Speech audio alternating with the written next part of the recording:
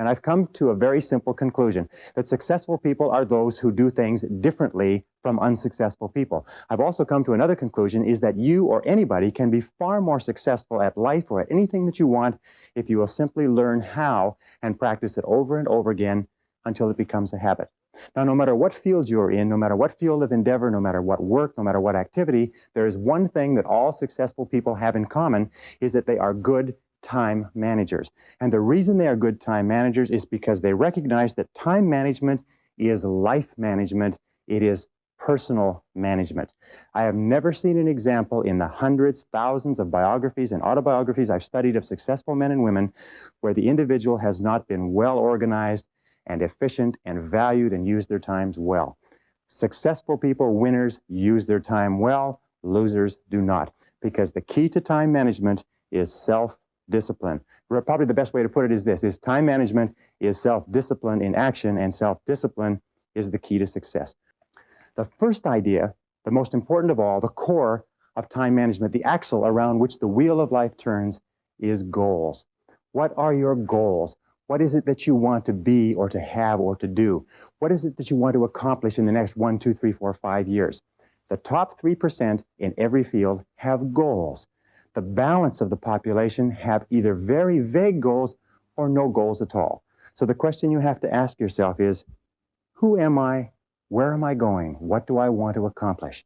And there are 3 major areas of goals that you have to think about. The first is your personal and your family goals. These are the reasons why you're alive. What do you want to accomplish for yourself and for your family? Write them down. Define them clearly. The second set of goals that you have to ask is your business, your career, your financial, your material goals. What is it that you want to accomplish in the external world? Where do you want to make your contribution? The third type of goals you have to ask about are your self-development goals. And in my estimation, your ability and your willingness and your tenaciousness in developing yourself is the key to accomplishing everything else. So here's 3 questions that you can ask. The first question is, what would you do? What would you set as a goal for yourself? What would you want to be or have if you just won $1 million in the lottery? What would you do if you just won $1 million? If you had all the time and money, you're completely free to decide to do anything you wanted. If you won $1 million, what would you do differently? Think about that. Hold that in your mind. The second question is, what would you do if you just learned today that you only had 6 months to live? What if you only had 6 months to live? What would you stop doing? What would you do more of? Who would you spend time with?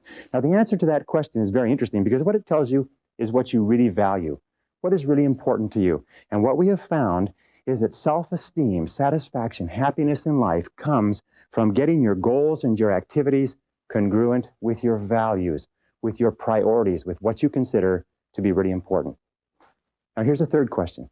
The third question is, what one great thing would you dare to dream if you knew you could not fail? If you knew beyond a shadow of a doubt that you could not fail, what one thing would you set as a goal for yourself? Because sometimes answering that question will tell you the one thing that you've been put on this earth to accomplish.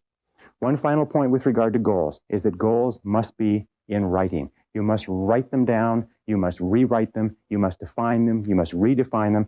The top 1% of successful people in every area have very clear, specific, written goals. And most of them carry their goals around with them. So let's go from goals as the core of success to point number 2, which is organized plans of action. In an interesting study, or a variety of studies that have been done, they've come to the conclusion that organized plans of action are the key to all success. In fact, action without planning is the cause of every failure. Action without planning is the cause of underachievement. Action without planning is the cause of frustration, time wastage, anxiety, stress, and lack of success in life. So organized plans of action are critical. Now, what is an organized plan of action?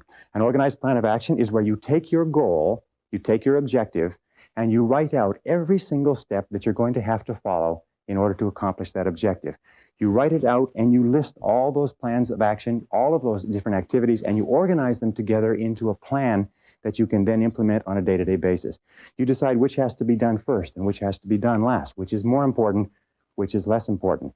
In fact, the ability to set goals and to create plans for their accomplishment is the master skill of success. If all you learned in life, all you learned in school, was the ability to be a continuous goal setter and a continuous planner, day and night, planning, organizing, planning, writing, thinking about what you're trying to accomplish. You'll accomplish more in a year or 2 years than most people accomplish in 10 years or an entire lifetime. It has nothing whatever to do, by the way, with your intelligence. It hasn't anything to do with your education. You know, half of the best educated people in the country are working for people who didn't finish high school or didn't finish college. I wrote an article for a major publication not long ago which said that if you do not have clear goals for your life, you are condemned forever to work for those who do. You see, in life, it's very simple. Either you are working toward the accomplishment of your goals or you're working toward the accomplishment of other people's goals. Very important. Now, the third point in excellent time management is analysis. Make a list. In fact, it's been discovered that if you make a list before you begin any task or job, you will immediately improve your productivity by 25%. How do you make a list? Well, you make your list for the week, the Sunday or the Saturday before, and you make your list for each day the evening before, and you always work from a list. Now, why do you make it the evening before? The primary reason is if you make a list the evening before, the subconscious goes to work on your list while you're asleep. And during the night, the subconscious will solve problems and bring insights to you. You'll wake up in the morning with insights, ideas, intuitions, answers that will make your day more productive. Now, the second reason that you use a list is because if you don't have a list, it's like driving down the street in a car with no steering wheel. You just drift, and every bump, every interruption, everything that happens sets you off in a different direction. A list gives you a track to run on for the entire day. Another reason that you use a list is because with a list, you can analyze where you are. You can tell what is more important and what is less important. You can tell what is irrelevant, what can be delegated, what can be delayed, what can be put off. The most important reason for using a list, though, however, is this, is that when you use a list and you work down the list and you check things off, each time you check something off on a list, it gives you a feeling of accomplishment. Okay, now the fourth principle for effective time management is to set priorities. It's interesting, there are many people who have goals vague or clear. There are many people who do make plans, but the biggest single problem in human life is setting priorities, determining what is relevant and what is irrelevant. We call it the 80-20 rule. It says that 80% of the value of what you do will be contained in 20% of the things that you do. What does this mean? It means if you make a list of 10 things that you have to do today, you will find that 2 of those things are worth all of the others put together. Now, the difference between highly effective people, as Pareto said, was that highly effective people work on the vital few versus the trivial many. The difference between the two is that ineffective people work on the trivial many. They work on things that are fun. They work on things that are easy. They work on little tasks, fun tasks, irrelevant tasks, but they keep putting off and delaying working on their major tasks. So the key to success is always be asking this question: what is the most valuable use of my time right now?